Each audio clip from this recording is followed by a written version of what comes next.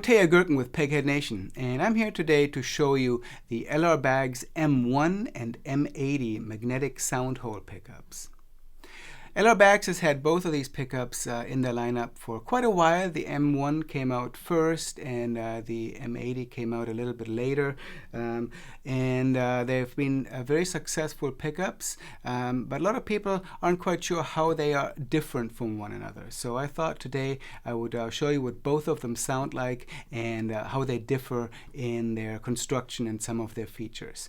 You just heard me play through the M1 Active, plugged into an AER Compact 60 amplifier, and I'm going to return to kind of showing you what the pickup sounds, both played fingerstyle and strumming and kind of going back and forth between the two pickups. But let's start out by just talking about the pickups themselves.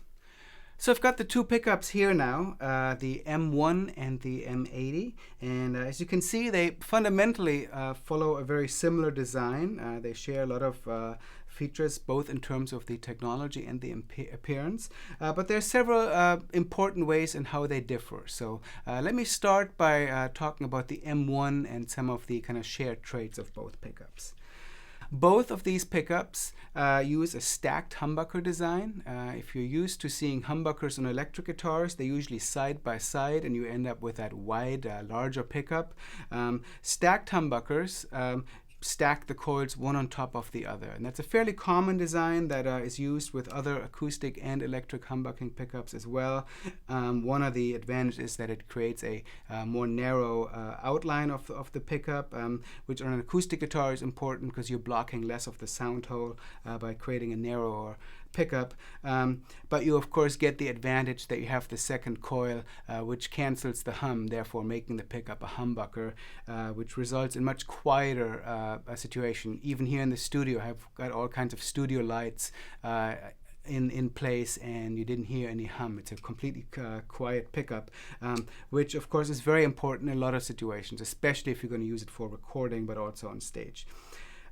What's different about the LR Baggs approach to the stacked humbucker is that the second coil internally is suspended in such a way that it is somewhat flexible and therefore picks up the vibrations from the top, and that gives you kind of an effect that's as if you had a soundboard transducer or maybe an internal mic in addition to the pickup. So the pickup tends to be a lot more dynamic and a lot more responsive to sort of the overtones and the specifics of a particular guitar. With some magnetic pickups, you put it in the guitar and you're basically hearing the pickup. With these, you get a lot more of the actual quality and the character of the particular guitar that you have it installed in. In that way, it's similar to combining a magnetic pickup with an internal microphone or a soundboard transducer, but one of the advantages to this design is that it's very unlikely to feed back. It's much more secure in high volumes than an internal microphone would be for sure, but also a soundboard transducer is probably more likely to create feedback or woofiness than what you get with this design.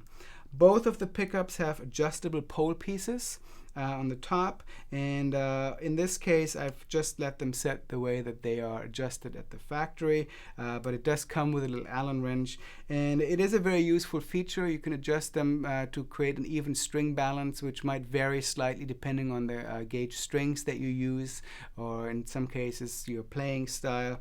And also just exactly how it sits in the sound hole. On some guitars it might be closer to the strings than others.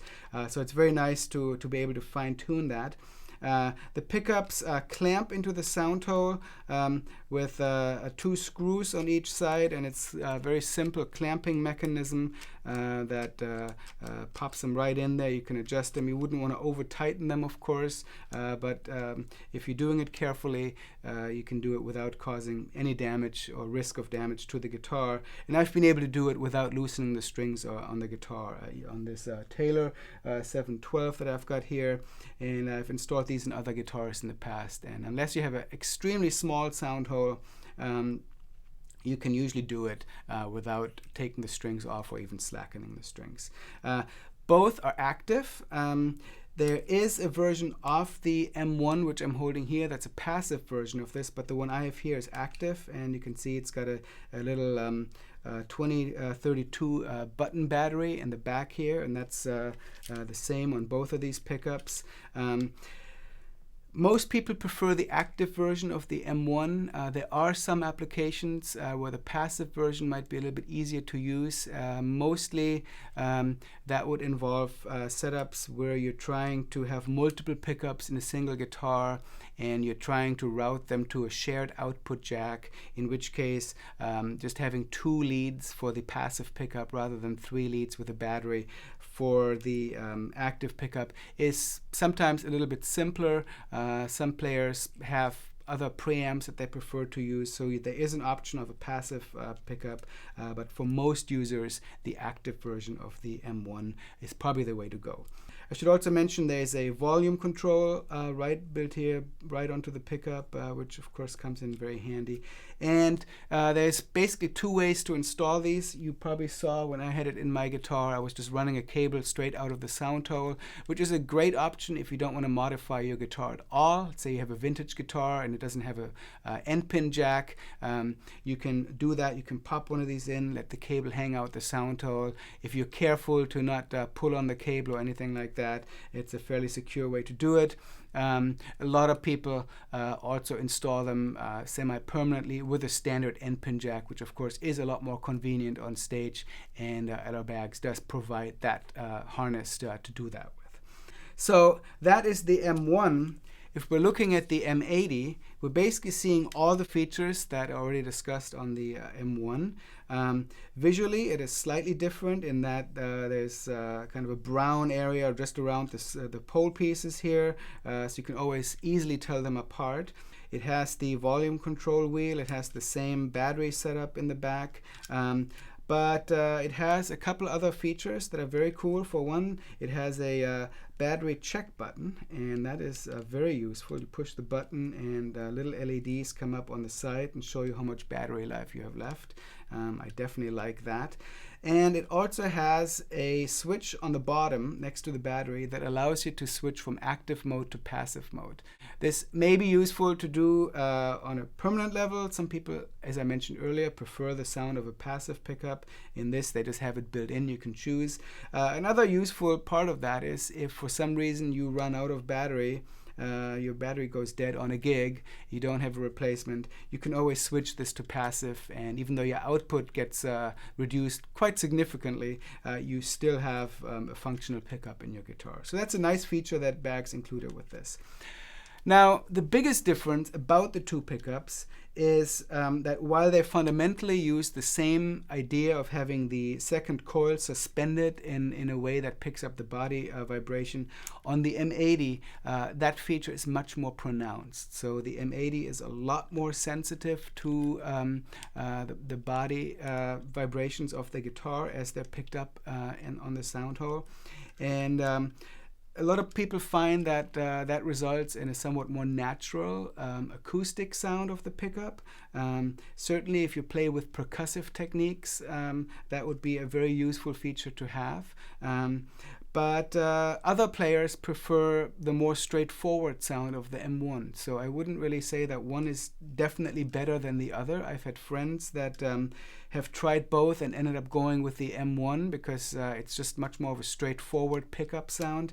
I know other people who just love the M80 for being such a simple way to have a system that really does give you the direct string sound and also the body sound if you're playing with percussive effects or such. So it really comes down to personal preference, but in terms of having a simple all-in-one solution to give you the magnetic sound and a great body sound, there's really nothing else that's quite like this on the market. So the M80 is a very cool choice for that. I've used an M80 in my baritone guitar for some time, and it sounded great in there because I had that big low end that you get with a magnetic pickup, and it was really a fine choice for that. But I know people who play, let's say, with a guitar in a band and high volumes, they don't want the body sensitivity, and then the M1 might be just the ticket for that. So let me put the pickups back in my guitar, and what I'm going to do is I'm going to play some fingerstyle, play some strumming, and edit straight from one to the other so you have a direct comparison of how the two pickups sound as compared to one another.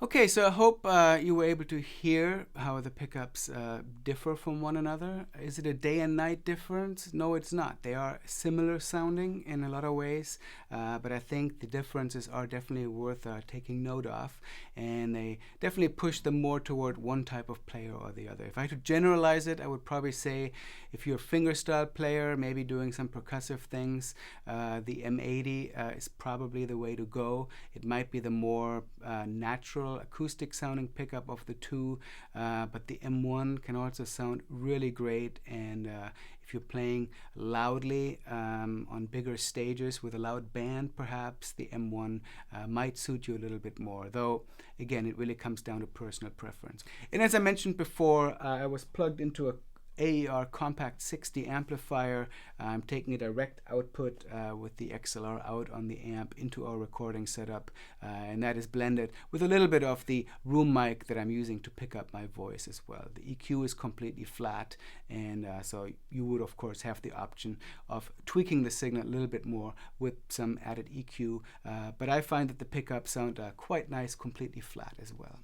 So I hope you found this little introduction and comparison to the Baggs M1 and M80 useful. Definitely check them out. One of the advantages of a pickup like this is that you can actually go to a store and temporarily install one in your guitar and see what it sounds like, which is one big advantage of soundhole pickups over many other pickups, is that you can really find out what they sound like before you commit to it, and I definitely encourage you to do that. I'm going to go out and just play a little bit more fingerstyle in Dadgad Tuning with the M80 installed in this guitar. I hope you come back here to Peghead Nation for more of our gear demos, and I will see you next time.